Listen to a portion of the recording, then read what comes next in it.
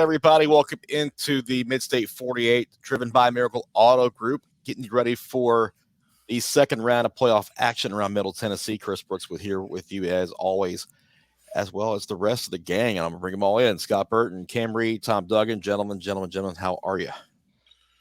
Good. Doing well. Doing all right. I'm here. It's No Shave November, or as I call it, day 8 of my razor being held in quarantine. Being held for ransom. Yeah, the No Shave November thing. I mean, like I say, I start that stuff in September, so That's your playoff beard. it is. Yeah, we get that started early every year. So, a lot to talk about in this episode, just because Mr. Football semifinalists were named late last week, and right before we got ready to record this episode, the TSSAA set the initial regions for the next 2 years. So we are going to discuss those here in just a little bit. Also got a new player of the week's name. And as usual, we're going to pick 10 games in who you got. So without further ado, let's get started. We mentioned those Mr. Football semifinalists, and we'll go ahead and talk about those for just a few minutes. 9 classes plus kicker of the year going to be awarded in early December at Nissan Stadium. In the Class 1A, nobody local. Isaiah Thomason from Fayetteville, kind of the closest one to our area as far as a semifinalist was concerned. Camaro Brown, Memphis Arts and Sciences. Jackson Cassidy from McKenzie, Sam Driggers from Peabody, and Camden Wellington from South Pittsburgh, the other semifinalists. That'll get narrowed down to 3 in a couple of weeks. Yeah, and those 5 there in 1A, no surprise, but you'll be seeing those 5 guys' teams playing late into the postseason. Got a local guy in Class 2A, though. Zach Prince from East Robertson is in there. Joshua Jackson from Tyner, Quincy Hamilton from Westview, Jaquan Davis from Fairleigh, and Mason Bowman from Monterey, making up the other semifinalists of this round.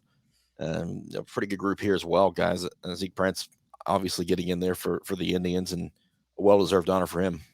Oh, absolutely. He is, he has done some things over at East Robertson that, sorry, be quiet, Siri, or Alexa, or whatever your name is. Zeke Prince has done some tremendous work over at East Robertson with that team. Definitely well deserved. Yeah, and he's actually one of the guys, speaking on one of the players that I know of, Mason Bowman at Monterey.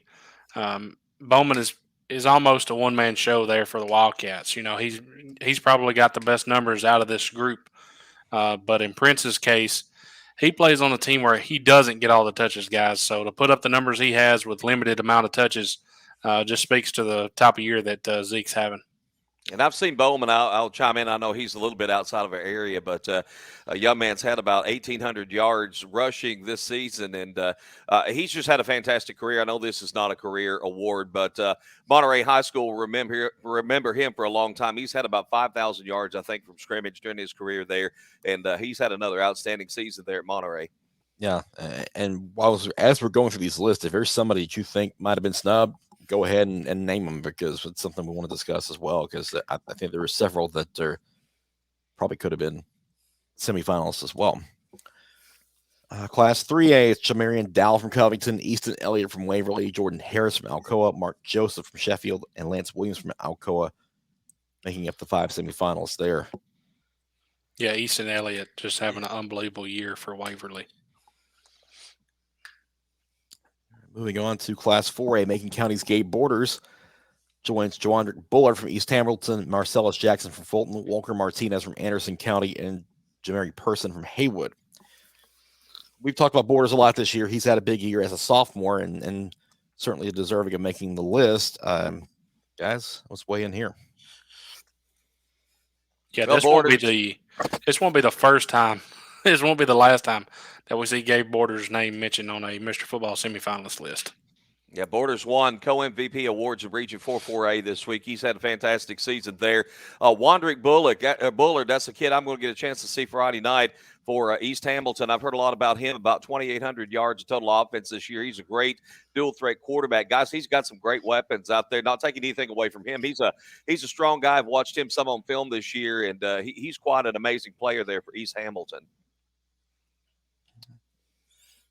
Looking at 5A, it's Carnes, Deshaun Bishop, Malachi Dow, White County. We talked about him a lot this year. Braden Latham from Knoxville West, Jordan Potts from Powell, and Mumford's Braxton Sharp make up the 5 semifinalists here. Yeah, Guys, go ahead, Tom.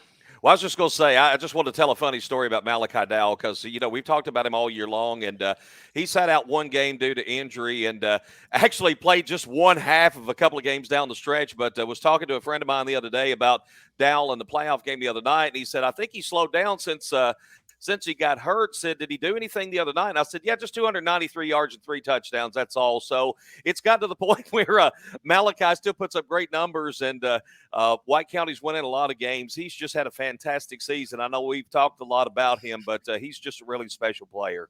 Yeah, the fans of Nolensville will get to see him this week. And speaking of Nolensville, if there is a snub, Yeah. Chance Fitzgerald possibly here could be mentioned as a snub. Over 1,000 yards receiving, just get the ball to him, and he makes stuff happen. He was up for the Player of the Week award for us several weeks. But on this list, I mean, I think you have a clear-cut winner, more than likely. And speaking on Malachi, 492 yards away from Jalen Hurd's record. With everything that he's done this year, I'm not going to say that he's not going to do that against Nolensville, but you would think that he would need to have his team win against Nolensville to be able to possibly break the record in next week's quarterfinal. Yeah, pretty well put there. I will add Devin Crenshaw from Springfield to that list of guys who should have gotten a little more looks than he did. I think the injury may have prevented that. I think the injury did hurt him some, but the way the criteria works is that not necessarily statistical based. Jordan Potts from Powell is a good example of that. He's missed some games too. So if Potts is there, Crenshaw probably should have gotten a look as well. I would add Aiden Bucell. If linemen don't often get recognized on this award, but he's had kind of a special year, and they've done a lot of good work down in Mount Juliet. I think that he's a name that very well could have been on that list. It's kind of one of my complaints about this award now that they took the lineman part of it out a few years ago and just combined the two. I didn't like that. I think that they should have their own award, and the skill guys should have their own award. And while we're talking on Basel there at the Tennessee commit, saw a stat today that was pretty eye-opening. When Mount Juliet runs the ball to the left side, his side, they're averaging over 10 yards a carry. That'll get got, that'll get you know how I like pancakes. And he's got like 25 of them this year. So that makes a good breakfast right there, Scott. Yeah. Growing boys. Yes, sir. Get you some real maple syrup and just go to town. There you go. You know it, man. Man, let's get it back on track though. 6A semi-finalist. Blackman's Justin Brown, Smyrna's Arian Carter, Kate Hewitt from Oakland, Jack Reiser from Blackman, and Maryville's Noah Vaughn are the 5 there. Blackman getting 2. Rutherford County's got 4 of the 5 in this semifinals group. They do, and just speaking, Noah Vaughn is unavailable for Maryville this postseason. Hate to hear that. We've talked about Blackman's offense all year, and it's no surprise that they have 2 guys here. Justin Brown actually does a little bit on the defense side of the ball as well for Blackman. Aaron Carter probably has blown up more than any other player in the state from a recruit standpoint this year. And then you talk about a leader and cool, calm, and collected. Just the team, the Patriots go as Kate Hewitt goes. And then Jack Reisner throwing up a lot of records at Blackman. He's been leading a very explosive offense for the last couple of years and having another great season this year. So he's on that list as well. Was there anybody in 6A that might have been snubbed a little bit this year? Or is this list good to you guys? That's pretty all right. I'm trying to think of somebody. I was a little bit surprised with Cade Hewitt, but not that it's anything his fault. It's just when you look at, some of the numbers from some of the other players, uh, you know, his numbers don't jump out. But that's nothing against him. He does a really good job of playing within the offense. It just kind of stood out to me that compared to some of the other ones, yeah. Yeah, if Uh, I had to name anybody, Dearest Johnson at Beach. that You know, was that's what I was thinking, um, and not just because of his offense, but also his defensive skills at linebacker. Yeah. And just a reminder from folks listening going forward, these awards have already been voted on and determined. They're just releasing these lists a couple weeks at a time to narrow it down. Like Mr. Football has already been named. So we won't find out until December 7th, I believe it's the date that'll happen in Nashville, but the voting's already taken place. So, and also too, unless you played in Friday of week 11 didn't matter because the nominations were due before kickoff on Friday of week 11. So unless you played on Thursday, week 11 didn't matter. It was a 10-week award basically, which is a little bit weird and something that needs to be changed for next season for sure. Division II Class A, a heavy Middle Tennessee flavor again. Jared Curtis from Nashville Christian, Kevin Finch, University School of Jackson, Ashton Jones from DCA, DJ Merriweather from Clarksville Academy, and Garrett Weekly from Nashville Christian or Friendship Christian. Yeah, guys, from a stats standpoint, this may be the best list that we've shown so far. One of the most eye-popping things about this is Jared Curtis has done this, guys, and he's a freshman. Yeah. It's been very impressive in his year over there at Nashville Christian. This is one I think that you take any of those five, and any of those five would make a very strong case to win it. Yeah, I mean, I looked at Eli Wilson from Middle Tennessee Christian, trying to find a place to put him in, and it's just that there are just so many good, strong performers in this class that I wouldn't know who you would remove to put him on there. Right. Yep, that's a good point. Yeah, Division II AA, Caleb Beasley from Lipscomb Academy, Boo Carter from Chattanooga Christian. More on him in just a minute. Los Angeles, Brock Glenn, Knoxville Webbs, Charlie Robinson, and Junior Sheriff from Lipscomb Academy make up the five here. We mentioned Boo Carter. He is no longer a Chattanooga Christian as of yesterday. Yep. Correct. He will be a member of Brainerd's football team next year as a senior. Yeah. So interesting note there, especially for FRA, who goes down to Chattanooga Christian to play in the second round of the postseason. But back to this, Lipscomb Academy's got two, probably could have had a third if you think about Hank Brown. Yeah, we thought they would have to, and honestly, we thought that they would have Hank Brown over Caleb Beasley. But that just speaks to guys. He's probably he's self-claimed himself as the best corner in the nation, but he's probably an easy top 5, top 10 defensive recruit. Here's where I do have one that I thought should have been on this list, and that's Ty Clark. Yeah, I thought Ty Clark with you from FRA, he's had a tremendous season, 1,400 yards, 20 touchdowns. He's done everything that's asked of him, and more. I thought for sure that we would see Ty Clark on this list. Yeah. Definitely thought he might be included in this five, but he's not, and may have something to prove down the stretch for FRA as well if he takes that snub to heart. The AAA list looks like this: is Max Carroll from Briarcrest, Gabe Fisher from MBA, Carson Gentle from Macaulay, Caleb Hampton from Baylor, and Marcel Reed from MBA. All right, guys, you got your lineman here. Thankfully, yeah. Two good ones there with Gabe Fisher and Carson Gentle.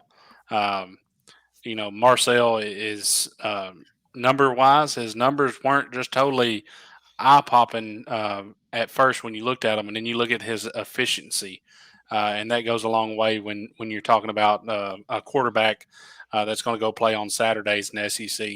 Yeah. Marcel is probably the lead candidate here. Yeah, where's the beef? It's in this class, and you look at Marcel's intangibles too. That's another thing that doesn't get talked about because it does get considered in these awards, like your character and how you're a good teammate, how good a teammate you are. That's considered in the voting too. It isn't just statistically based. So those are things that they're looking at when they're looking at candidates for these awards. Kicker of the year is next. It's Max Gilbert from Lausanne, Ozil Hernandez from Germantown, Reese Keeney from Farragut, Ben Shrewsbury from Daniel Boone, and Oakland's Jacob Taylor makes up number 5. You wanted a snub, and right here's your snub. The biggest snub of Mr. Football is you're going to have to help me out with his name. Springfield's kicker. Logan Leftrick. Yes. When you can kick a field goal 55 yards and it looks like it's good from 70 in high school, I think you're the kicker of the year. You know, I don't disagree with that one bit, and Brentwood Academy's George Laster might have a thought about this too. I mean, he probably could have been in this list. Yeah, and Paulos Estefanos from Innsworth. Yeah, I thought for sure we might see, we would see him on this list. Now, I've not seen, 4 of these kickers too much to judge their body of work, so I don't know, but I have seen the ones that we've talked about, and I know the quality that they have, and I'm surprised that there are 4 kickers out there that are better than the 3 we mentioned. Yeah, for sure. Couple of weeks from now, they'll have the finalist list. It'll be narrowed down to 3, and then those players will head to Nashville on the Wednesday after the Blue Cross Bowl to be named Mr. Football or not. So certainly interesting to say the least. Speaking of awards, we've got some hardware to hand out of our own. So let's get our Miracle Auto Group Player of the Week list loaded up here. And some interesting numbers from round 1 of the postseason. Caden Tiemann from Beach, Devin Crenshaw from Springfield, Kenny Minchie from Poe Prep, Zeke Prince from East Robertson, DCA's Ashton Jones, FRA's Ty Clark III, and Clarksville Academy's DJ Merriweather. 4 of those players are Mr. Football semifinalists, and they're also on our Player of the Week list. Let's review them real quick. Starting with Ty Clark, 202 yards, 5 touchdowns on 15 carries. Devin Crenshaw, 9 of 18 passing, 151 yards for 3 touchdowns, and ran for another touchdown. Ashton Jones, 13 carries, 236 yards, 4 touchdowns. Merriweather had 10 of 16 passing for 177 yards and 3 touchdowns, ran for 164 yards and 2 more scores in their overtime loss. Minchie's return, 17 of 28 for 225 and 4 touchdowns in the night's win over Briarcrest Christian. You had Zeke Prince, who had 4 touchdowns on 11 carries with 111 yards as East Robertson rolled over Polk County.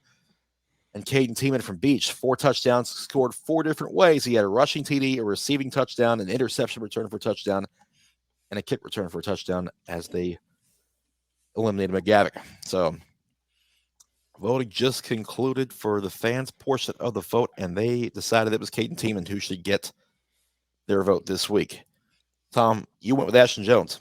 Yeah, guys, I struggled. In fact, I went all the way up into this morning just debating on who I wanted here because I liked what Tiemann did, getting the 4 touchdowns 4 different ways.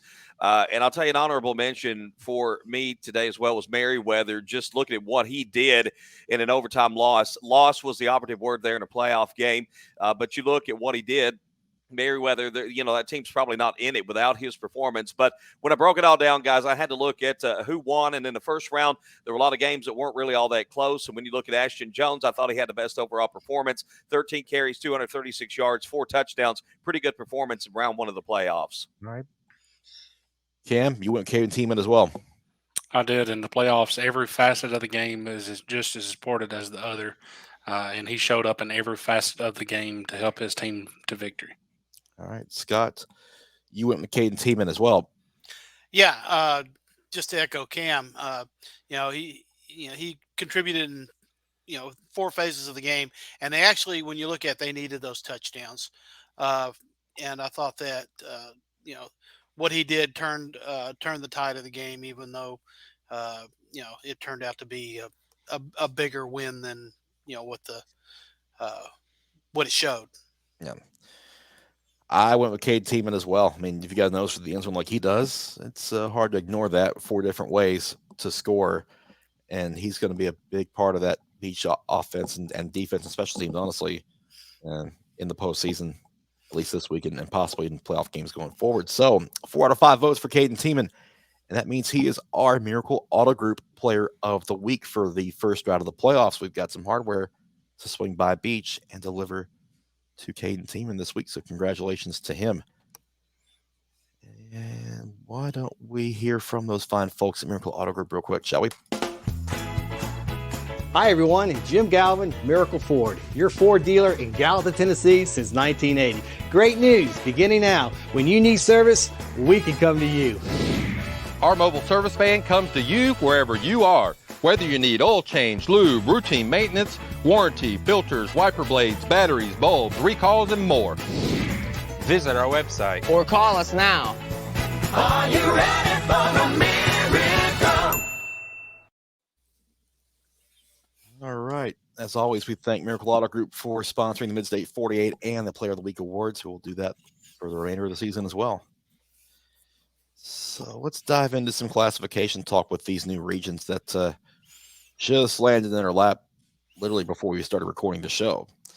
To recap kind of the gist of what's coming down the pipe next couple of years, Division 1, no changes there as far as classes. Same thing with Division 2, defined enrollments, 3 classes. Yeah, same, nothing changed there.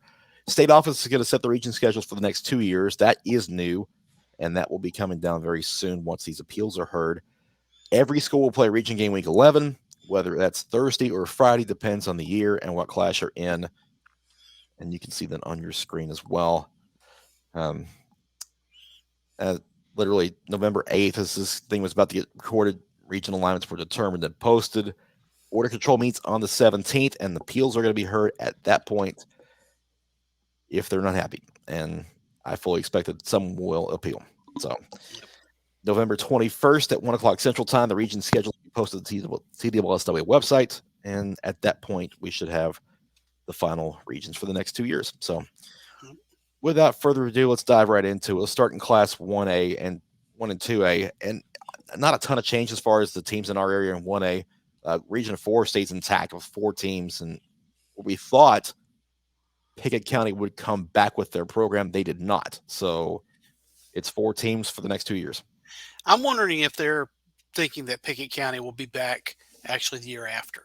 And that's why they left this at 4 teams. I mean, you look at Region 5, the only team that makes any sense moving over would have been Eagleville, because it's about the same distance from as Joe Burns from most of these schools. But, it just kind of surprised me, that stayed at 4 teams in that region.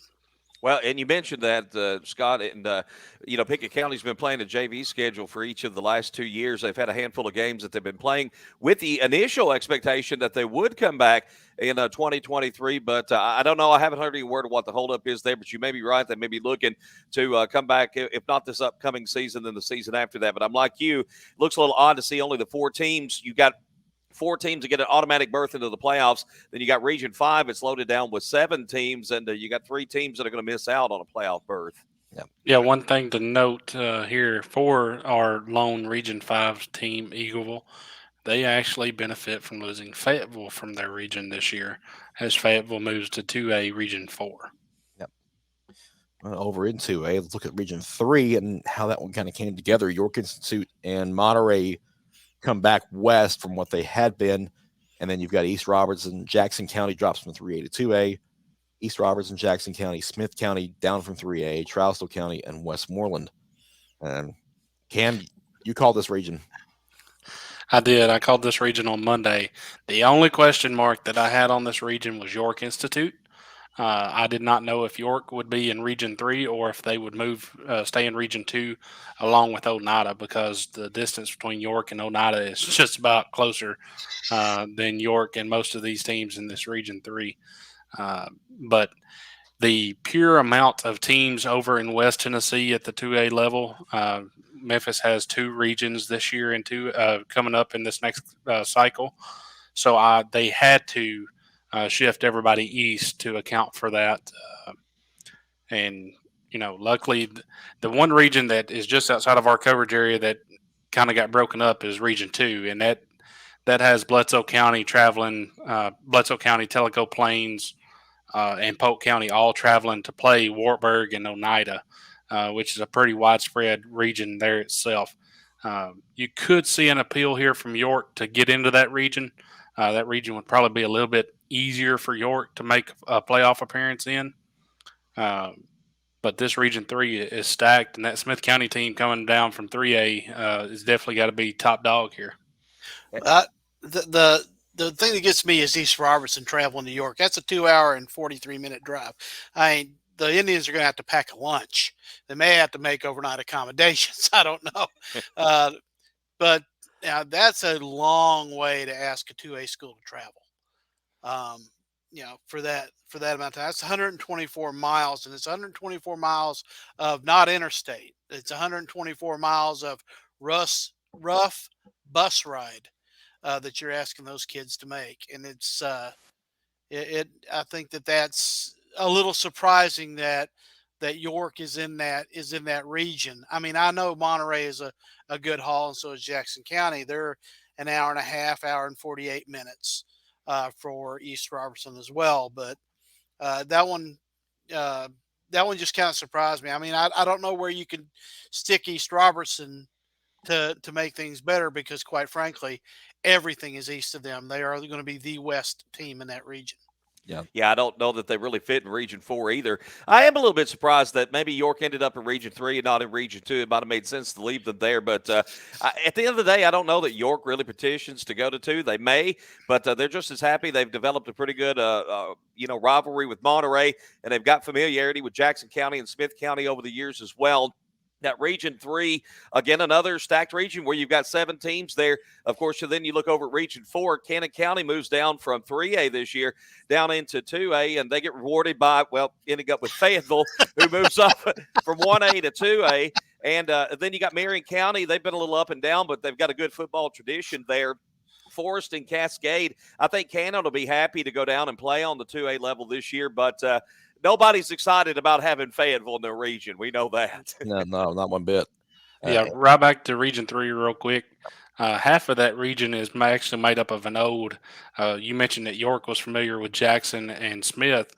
Half of that region is actually an old 3A region from the early 2000s, where York, Jackson, Smith County, Charles County, Westmoreland were all in the same region at that time as well. Yep. I actually remember covering a Westmoreland at York game when both teams were highly ranked. I think it was around 2008. I actually had to go to York Institute to cover that game, so it was a long haul for the Eagles and it was a long haul for myself as well. So I get it.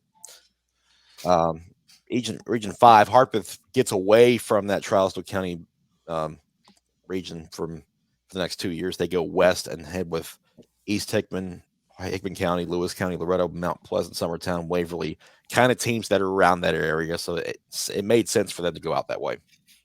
Oh, agreed. I think that this works out well for Harpeth, both regionally and with the quality of play is a lot, I think, more to their style. So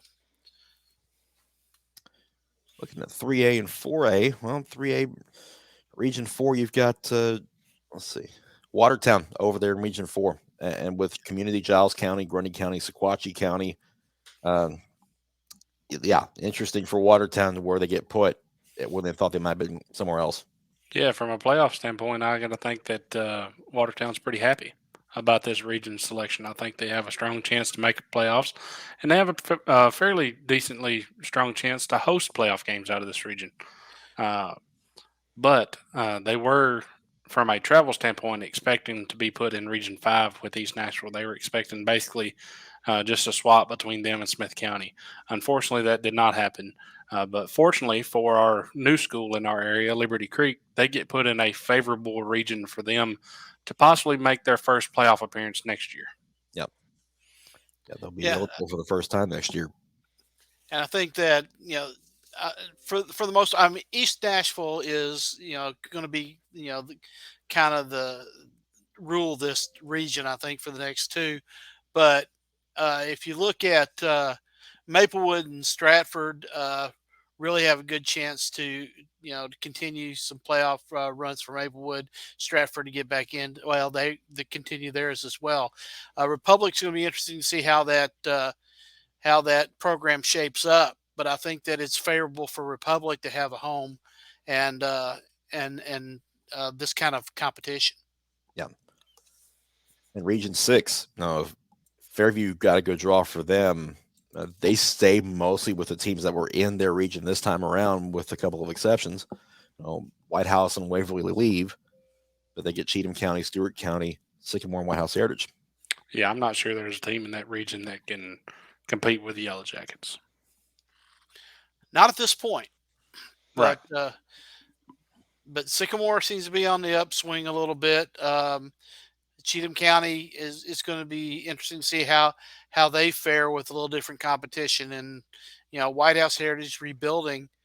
I agree with you. I think Fairview like East Nashville, Fairview for the next 2 years, looks like they're going to be the team to beat in this region. But it gives some opportunities for some of these other teams to make some noise where they haven't been able to before. Yep.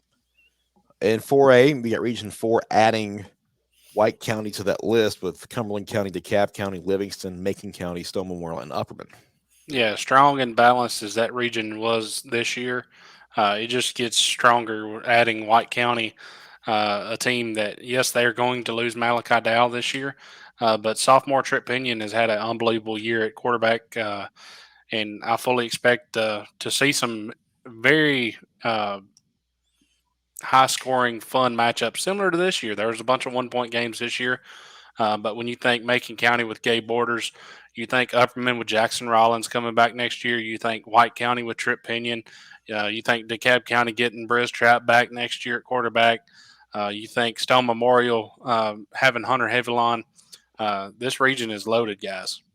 What you're saying, Cam, is that unlike some of these other regions, there's going to be a good team in this region that's not going to make the playoffs next year. Yes. Yeah, this region definitely becomes that fourth playoff spot is not a gimme, and because this year you had Cumberland County and Livingston that really struggled, and Livingston's not going to stay down forever. That's another thing you got to keep in mind. There's a lot of tradition there at Livingston Academy, and they're not going to stay down. So I think this could be a really, really fun region to watch the next couple of years. Let's look at Region 5, because that was a 9-team region and now becomes an 8-teamer with the addition of Station Camp in subtraction of a couple of teams from the southern part of that region. Yeah, I think Station Camp, when they found out that they were going to be moving down to 4A, I believe that they knew that the Pearl Cone White House region was a strong possibility for them. But I think what they were not expecting was to have Marshall County in there as well. Pretty long bus ride. That's really the only school in this region that's kind of out of the way for everybody else. But definitely, if you're a Station Camp fan, it's not a horrible draw, but it's not favorable as well. Yep.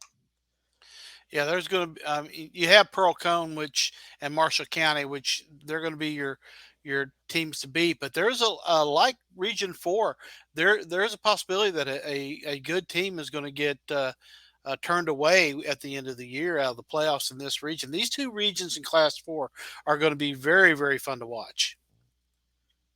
Looking at Class 5A with Region 6 and 7, definitely a lot different looking 5A next year with Centennial dropping down from 6A to 5A. Glencliff moves up to 5A. Hillsboro kind of moves over with Centennial. James Lawson High School, formerly known as Hillwood, then Nolensville and Page. And then this is where it gets fun, guys. Yeah, this is where it gets fun. Region 7, Beach, Hendersonville, Henry County, Hunters Lane, Portland, and Springfield. Loaded. Yeah, loaded. Absolutely. I tell you what, first of all, my first thought is Glencliff. Now let's move up. Oh, by the way, you get Nolensville, Page, Hillsboro, and Centennial. Yeah, it just doesn't get any Thank easier. you, sir. May I have another? Okay, Lawson. Yeah. And just being frankly honest with you guys, that Region 7 has a strong possibility of having at least 3 teams that made quarterfinal appearances this year. Yeah. A strong possibility of having at least 3 that made quarterfinals appearances. Beach and Hendersonville moving down from 6A. Not gonna say it gets any easier for those guys. Yeah. Beach and Henry County have put on a lot of good games over the years, and now they're going to do it as region opponents. So that's going to be really wild. Yeah, the two really that got the short end of the stick there would be Hunters Lane and Portland. Portland has been able to make the playoffs for a few years in a row now under Coach Wes Inman, and then you also have to consider. Yes, Springfield looks like they're a strong team in there right now, but they are losing Devin Crenshaw. Yeah. So what will the Yellow Jackets have after Devin Crenshaw is also something you have to keep in mind. And another thing to consider is what's Hendersonville going to be like? They had some struggles this year. We don't know that Portland can't muscle them out. It's really going to be interesting when these teams actually get on the field in this region to see who comes out in those 3 and 4 and that 3rd and 4th position. Yeah. Looking at 6A, the biggest swath of our coverage area with a ton of teams here and over 5 regions, which says enough. Region 3 gets a makeover with Blackman, Coffee County, Oakland, Riverdale, Rockville, Siegel, and Warren County. It's more of a touch-up than a makeover. I mean, it's still the same old thing. I mean, when you have Oakland, Riverdale, and Blackman, long-time 3-headed monster there in the Murfreesboro area. Coffee County coming off the best year in school program history. This region's pretty loaded, guys. Yeah, and you got Warren County. They're just a couple of years removed from the best season in their program history, and they had C.J. Taylor and the Warren County team that went 1-9 this year, guys. But they had a lot of close calls this year. I think 3 one-point games and 5 losses by 7 points or less, and they go from playing. They've got Coffee still, but they had Cookeville, Shelbyville, and some of those teams. And now you get sent over to play that Rutherford County region again. That's a pretty tough draw for that Warren County squad. Mm-hmm. And then, that fourth place spot is going to be a battle royal there in that region. Yeah, and then look at Region 4. That might be the more the makeover than anything else. Cookeville, Gallatin, Green Hill, Lebanon, Mount Juliet, Wilson Central. Lebanon gets to come back closer to Wilson County opponents for the next couple of years, and then they get Gallatin and Cookeville, a little bit of the old 9 AAA flavor right there, and then Cookeville bringing in from the east as well. Yeah, natural location-based rivalry games there, guys. Those are going to be fun to watch. Oh yeah, I mean Wilson. It's a battle of Wilson County. It's going to be a free for all. Yeah. I mean bragging rights for the county there, and that's amazing. And this is kind of what you shoot for when you're doing regions. For the most part, is getting them close to schools of like size playing close together. Gallatin's maybe 25 minutes away up 109, maybe 30. Yeah. The only outlier is Cookeville, and still not too far from let Gallatin and Cookeville be the longest stretch there. So yeah, and Gallatin has natural rivalries with both Lebanon and Mount Juliet. So. Yep. And they've played Wilson Central several times as well. So, and guys, we're not even discussing Green Hill going up to 6A. They've been quite competitive already that we've seen in 5A. Now they make that move up to 6A. They're going up to the big leagues, so to speak. And I like what Josh Crouch has done. We all do what they've done at Green Hill. Let's see what they can do next year in 6A. Yeah, it's going to be very interesting to see if they can sustain, guys. They lose a little bit off this year's team. It's going to be, they came out of nowhere last year and surprised a lot of people. Had another good solid year this year. It's going to be interesting to see if they can sustain. Yep. Region 5 kind of goes back to what it was a couple of years ago with some of those teams with Antioch, Cane Ridge, Laverne, McGavick, Smyrna, Seward Street. Those 6 were together a couple of years ago, and they reunited. So that 16 region sets up well for Cane Ridge and Smyrna and Seward Creek as well. Yeah, I think Stewart's Creek is the winner in this one. Just coming out of that Rutherford County region, but you look over here and there are some very, very competitive teams in here. Cane Ridge, McGavick, Smyrna, Stewart's Creek, and Laverne, all of them. And as Antioch continues to grow, poor Antioch is in this region as a program that is trying to get back where into prominence, but it's very, very difficult against the 5 other teams in this region. Yeah, if you had to list winners off of the new regions, I would think Stewart's Creek would be on the upper side of that list for sure. A team that had to fight and claw for a playoff spot, and I think that they're probably pretty firm there as at least the number 3 in that region, I believe. Yeah. Region 6, a bit of a change there. Overton joins it after Centennial dropped down. Brentwood, Franklin, Independence, Ravenwood, and Summit are still intact there. Yeah, we talked about winners, and now we'll mention a loser, and I think that would be Overton. Coming to this region is definitely not going to be easy for the Bobcats if they want to sustain playoff supremacy. If there's a lot of question marks in this region, going forward. So, we'll see if Overton can kind of overtake some of these historically really, really good programs. Then a look at Region 7, where Dixon County joins an otherwise all Montgomery County region with Clarksville, Kenwood, Northeast, Northwest, Rossview, and West Creek. Yeah, there's another winner, guys. The Dixon County team comes from a really, really tough region in 5A. I believe they move up to 6A this year. And that region in Clarksville is, historically they're kind of so-so. They have their up and down years regardless of school. You got to think that that's probably Clarksville's region with quite a bit of ease, I would say. Yeah. All right, look at Division 2. Oh, go ahead, Scott. Sorry. Oh, no, I was just going to say, you're talking about Dixon County. Their head coach is, Jeff Tomlinson. He's familiar with those schools of they're coming from Montgomery Central. I think that's a natural fit moving Dixon County up against those teams. Looking over at Division 2 in Single A, Ezel Harding joins that East region this year with Friendship Christian, Middle Tennessee Christian, Providence Christian out of Murfreesboro, and the Kings Academy. And the Kings Academy may be the only outlier travel-wise in the East. The middle region with Clarksville Academy, Columbia Academy, Donaldson Christian Academy, Grace Christian, Mount Juliet Christian, and Nashville Christian. So really not much change there. No, that makes sense. Yep. Let's see. Double A, you've got BGA, CPA, Davidson Academy, FRA, Good Pasture, Pope Prep, and Webb School in the middle region. And of course, Lipscomb Academy moved up, so Double A has a little bit of a change to it in a couple of teams there. Fun region.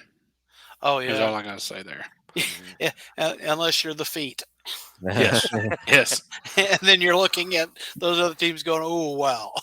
You have to. I mean, if you're Coach Ingle Martin, of course you're excited about Lipscomb not being in your region anymore, and then guys, what Justin Geisinger's got going right now at FRA, they're going to be a force to reckon with as well. And now he gets to face his old team in Pro Prep as well, and that's something else to look at.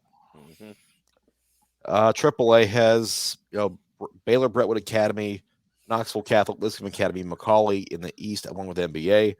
The West, Briarcrest Christian, Christian Brothers, Ensworth, Father Ryan, and MUS.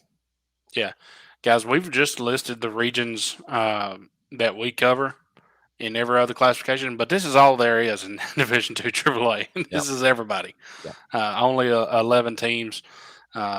Definitely East heavy. I mean, it is what it is. You have Baylor, Brentwood Academy, Lipscomb, McCauley, and NBA all on the same side. I think I would have liked to have seen one more Nashville East school move over to the West just for to make it a little bit easier travel-wise on that region. But, you're splitting hairs there. And who would it be? Yeah, because you've got 5 teams in Nashville as it is. So you've got Father Ryan, Lipscomb Academy, and MBA not that far apart, and Brentwood Academy right down the street from Father Ryan. So splitting hairs is appropriate for that particular body of work. So that's these are the initial regions for the next 2 years. As we've said, these are subject to change because appeals are going to take place on the 17th, and whether they change or not is anybody's guess. Before we get ready to pick some winners this week, let's hear from Innovate Medical.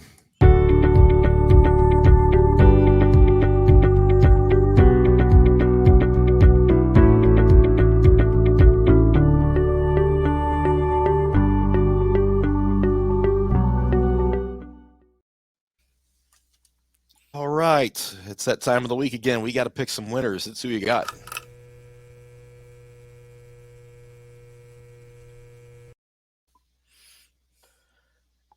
As far as the entire group goes, last week was probably the best week we've had, not just this season, but maybe ever, as far as overall record was concerned. So Let's give it up for the fans. yeah, absolutely. yeah.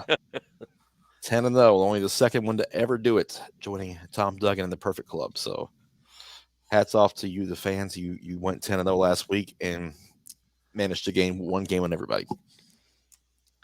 So that's how good it was last week. Speaking of, well, Reggie missed Wilson Central against Nolensville, but everybody else took the first page down with no problem. We were split on Overton and Clarksville. And Scott, Tom, and the fans took the Wildcats. And then we were split on Riverdale and Lebanon, with myself, Cam, and the fans taking Lebanon, with the others taking Riverdale. So what a game that was, guys! And I know y'all were there to cover, but man, fantastic! I got to tune into that on the way back from my game, and it was quite the finish. Yeah, I was a 3:30 pick swap away from going 10-0. I'm kind of disgusted a little bit. Yeah, what they say, study long, study wrong. Yeah. Well, it's definitely a change here. So Cam went overall for the week. Wow. So look at Cam. He's now jumped into first place ahead of yours truly by a couple of games. I'm still feeling a little piratey down here at the bottom of the standings. Don't worry, Tom. I'm headed your way. Come on down. Come on down. The basement's nice and chilly. There we go. There we go. Welcome to the dark side. We have cookies, right? Exactly. Yeah. One thing to note this week for all our viewers, up to this point, we've picked only games including teams with the 615 area code. Starting this week, we're picking every game. Yep. So you look on our website, 615prefs.com. You will see our staff picks on every playoff matchup across the state. For the remainder of the season, that's how it will go. We'll pick them all until Chattanooga. So look out for that Wednesday morning on our website. So, but don't pick anything that I picked. Remember, this is for fun only. Recreational purposes only. That's it. Or is it? Do I have something in my sleeve? We'll never know. On to the picks. We got Brentwood and Bartlett to start us off. And Reggie and I are going with the Bruins. I tend to like this Brentwood defense on the road. We always say defense travels, and this Brentwood team seems like it has something to play for in this postseason, and they're playing with their hair on fire. And I think that they can get it done even on the road at Bartlett. Yeah, I do think their defense shows up, guys. I would not be surprised at all if Brentwood wins this game. But the one stat that I looked at that really made me lean Bartlett is they've outscored Brentwood by almost 200 points. It's like they've almost right at doubled them up. Brentwood scored like 186 up to this point in the season, and Bartlett is right around the 359 mark. And they showed that they can do it against a really good defense last week in Centennial. So I think this Memphis region has really been overlooked this year. Last week's results showed that. So I leaned Bartlett. I think Brentwood can keep them, closer, lower on the scoreboard than what a lot of teams have. But I'm leaning Panthers. Yeah, I kind of looked at that same kind of stat, but what got me is Bartlett's defense is really, really good, is just as well. I think this is a low-scoring game, quite frankly. But this is a team that defeated Lausanne. I think this is going to be as much a chess match as is a football game. The Bruins have played tough all year. I just think their run-ins here just because of their offensive difficulties they've had. All right, DC8 Friendship Christian is next, and we're all on the Commanders in this rematch. Our Friendship Christian beginning its playoff run after a first round bye last week. The rematch of a game earlier this season where the Commanders dominated DCA. And Scott, you were over there for that one, so why don't you go ahead and give us your take on this one?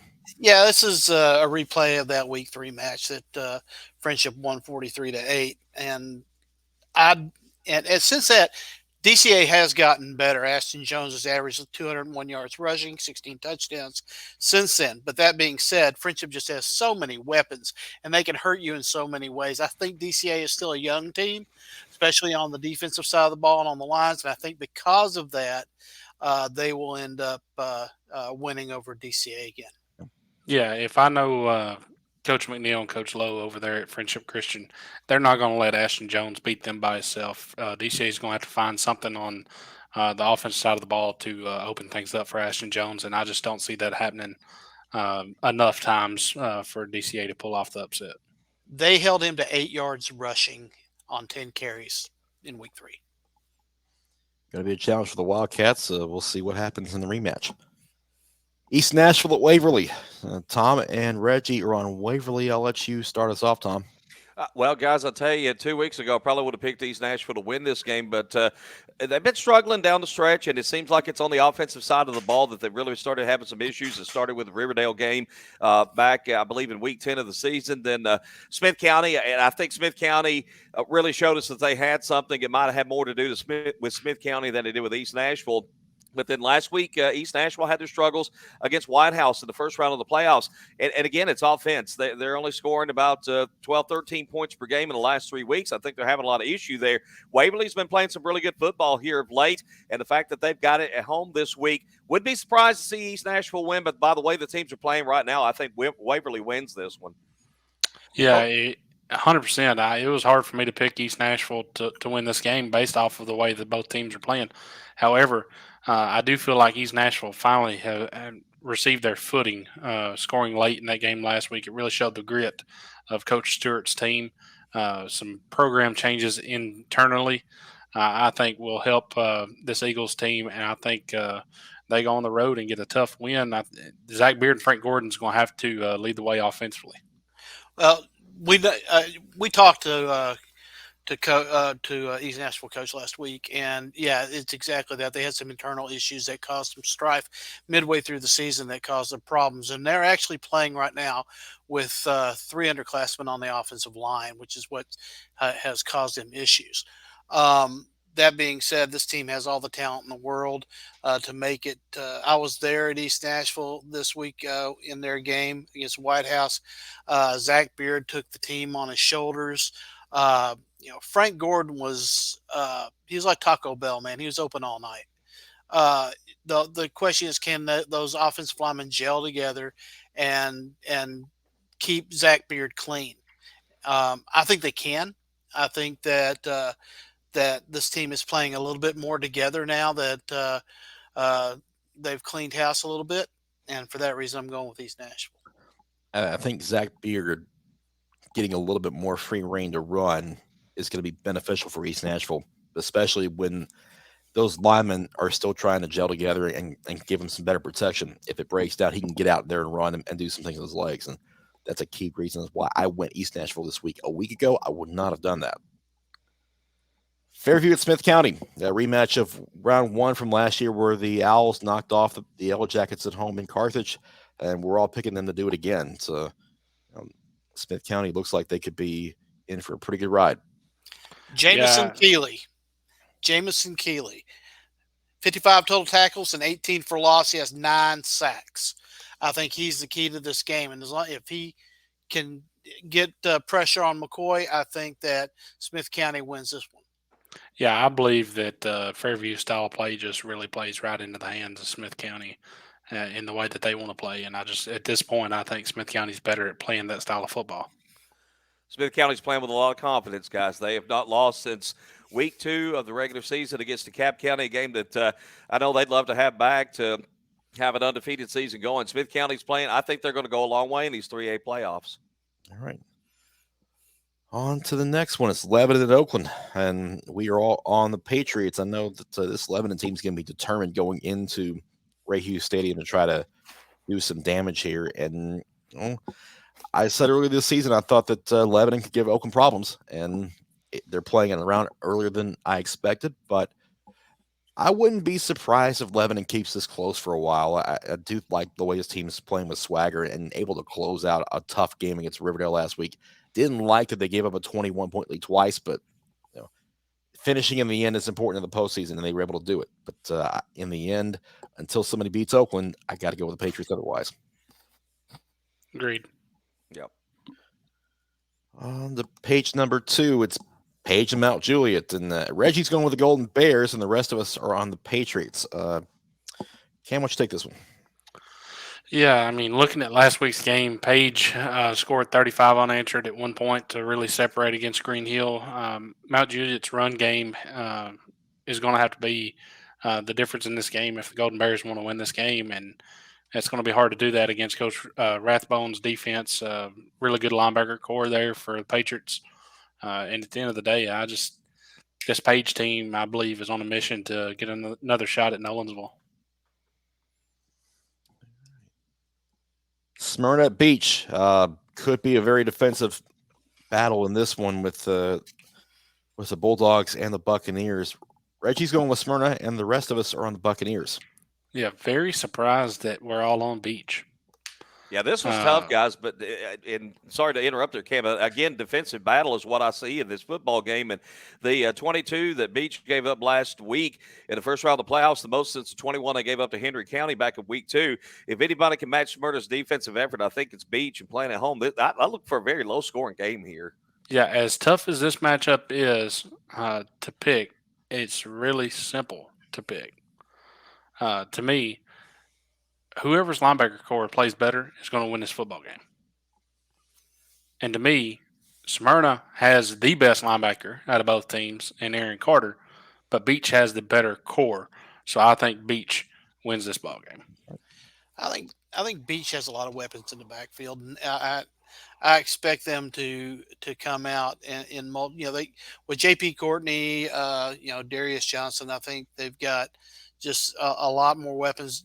Smyrna, they do a good job. Arian Carter, I expect Beach. I'm like you, Cam. I think the better wide receiver. Linebacking core is the key here.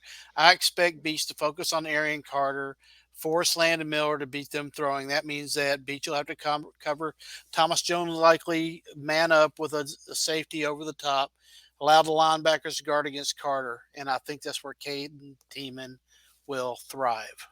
Yeah, and I'll be out at one of these two games. I believe we may put up a poll maybe tomorrow. So I'll be at one of either of these games. Yeah, that's still to be determined. For me, it may come down to special teams in this one. And Beach does pride itself on having good special teams, and that's one thing that they really work hard on as far as the kicking game and blocking kicks and kickoff returns and stuff like that. And you saw Caden Tiemann, player of the week, had a kickoff return for a touchdown.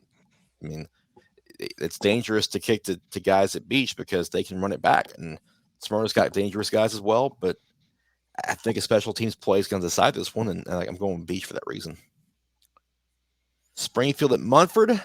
Well, Tom's on Munford, and the rest of us are on the Yellow Jackets. Tom, what you got? I'm glad I'm on that limb by myself because I'm heavy enough as it is. But, Munford is 11-0 in the season, guys. And I know we don't typically know a whole lot about West Tennessee teams until we get on into the playoffs.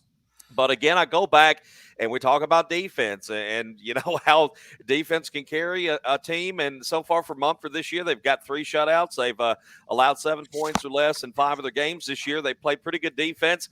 And, once you get to the playoffs, it's going to mean something. I know Springfield, they've got a quarterback that I love in Devin Crenshaw. But having to make that bus trip going on the road, Munford's 11-0 for a reason. I think their defense is good enough. I think they get the win. All right. Yeah, I think this turns into a shootout, guys. I do think Mumford's defense definitely appears to be solid, but I don't think that they've seen a player like Devin Crenshaw this year. Bus ride may cause the Yellow Jackets to come out a little slower out of the gate, but I expect a shootout here. This was the hardest game for me to pick, and I changed my decision at you said a 3:30 decision. Mine was may have been.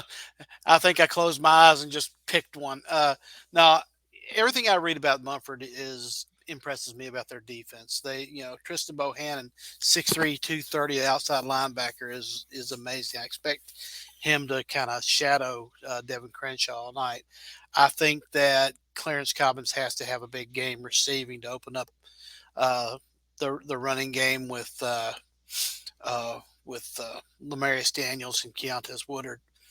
So my head said Mumford all day long, but I was going to go with my gut, and I think Springfield is the gutsiest team.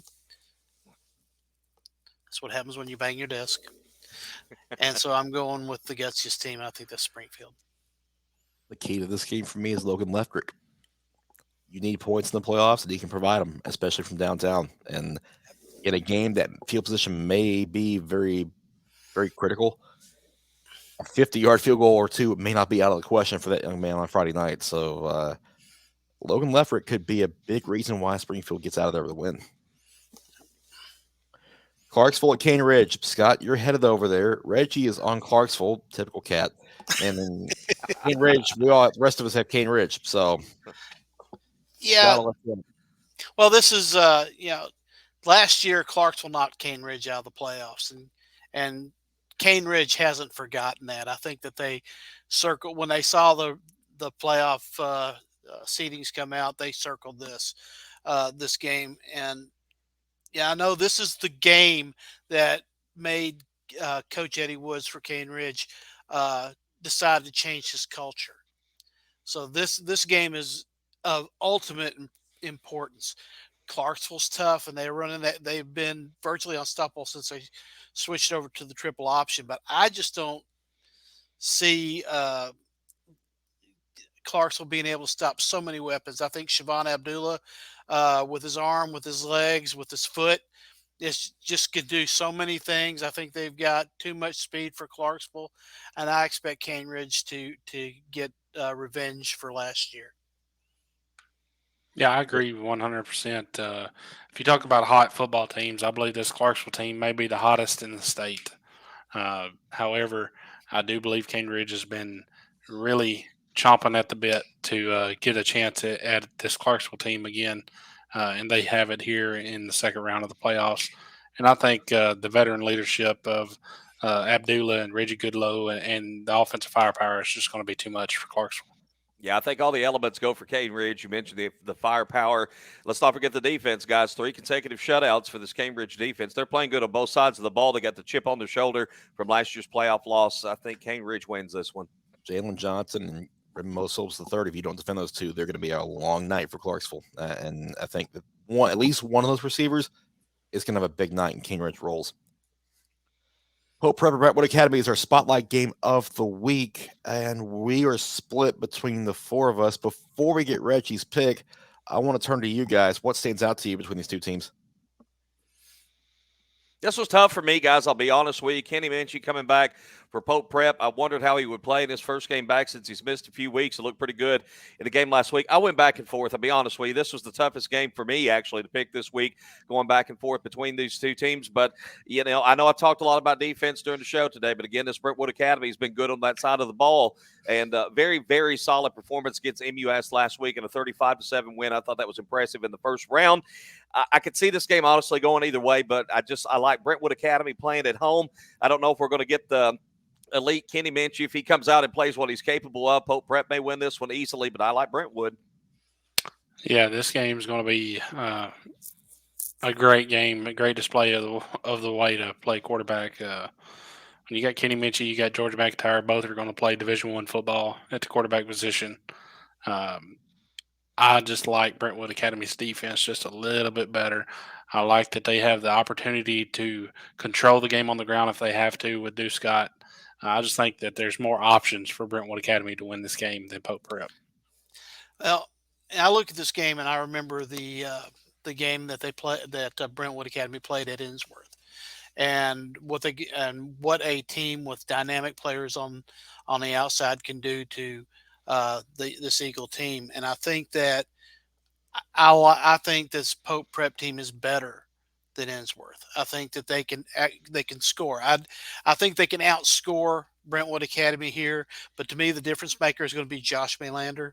He's a classic ball hawk. He has 6 interceptions, multiple pick sixes to go with his offensive receptions. He's a difference maker in a game where the difference between these teams are going to be so minimal. I think that he makes a big difference. I think he makes a big play. The Pope Prep offense is going to put so much pressure on Brentwood Academy just because you've got Maylander, you've got Chet Lax, you've got Colin Cook at receiver, and Elijah Robb in the backfield supporting Kenny Minchie. Minchie in his second game back from injury, I think will be even better than last week. If this was his first game back, I'd be apprehensive about picking Pope, but I'm not because game 2 usually better than game 1. And for me, it's kind of a new start to his season. So Minchie's got something to prove with his career basically hanging in the balance, high school wise anyway. And I think it's why Pope Prep wins. Yeah, we picked a dandy last week. Can we do it for a second week in a row? Well, maybe we'll find out. But we got a little bit of business with Reggie first. Pick. Oh, wow, that was quick.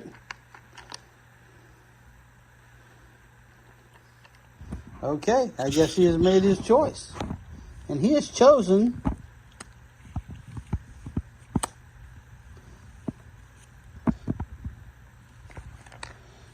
well, if I can get it up here. He's chosen the Knights of Pope Prep.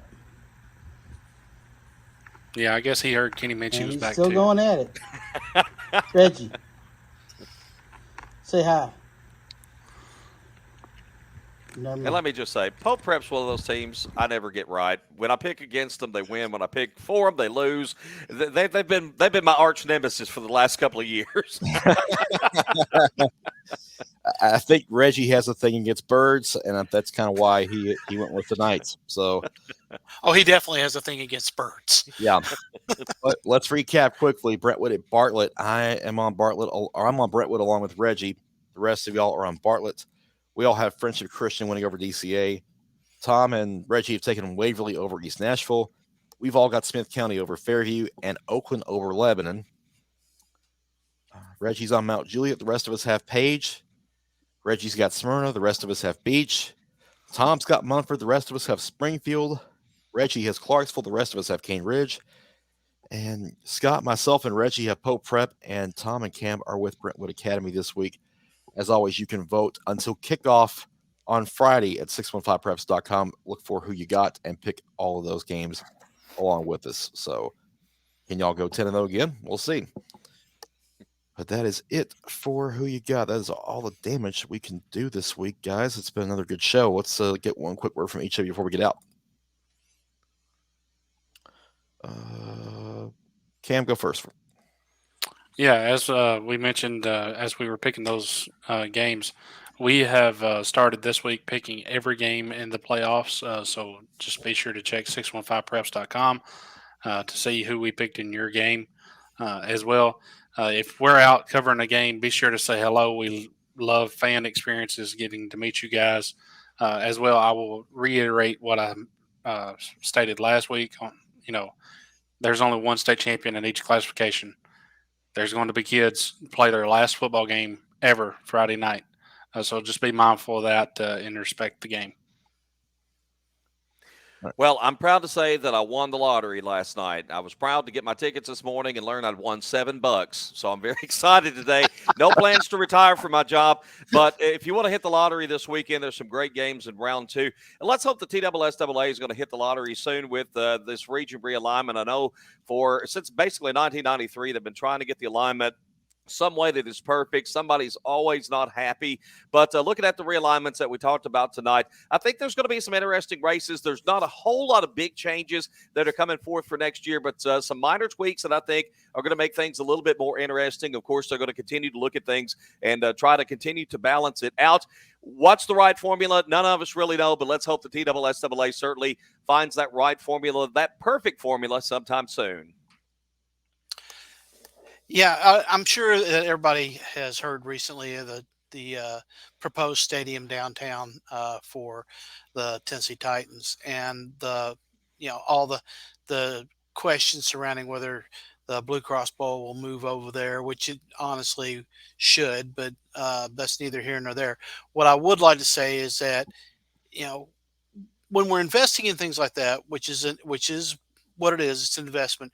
We need to look and see if there's a way for us to somehow tie in the metro schools and their fields into this deal somehow, that we can get improvements for these schools. These kids just don't have the means to get turf fields or to have them, finally manicured or things like that. So really, would it be nice to be able to see some kind of program going to improving the fields, or even building a couple of, if it took it, building a couple of centralized facilities the teams could rotate to.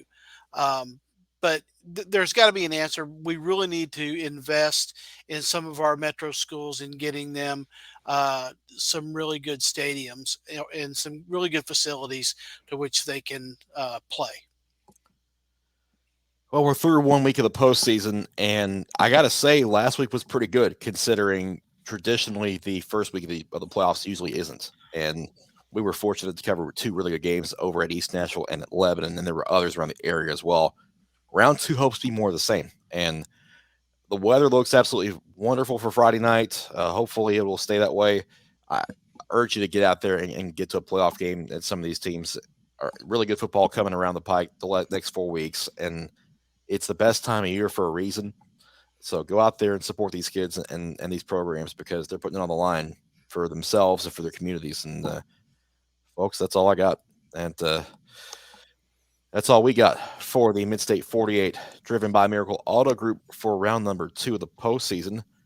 We are back here Saturday morning, 9 a.m. on our YouTube channel, on Twitter and on Facebook, to recap the scores, get you some highlights and some interviews as well for those round 2 games. And then next week we'll start talking quarterfinals and Division II semifinals. So it's a fun time of year. It's going to be an interesting Friday night to see how some of these games wind up and who moves on. For Cam, for Tom, for Scott, I'm Chris. We're out. We'll talk to you next time.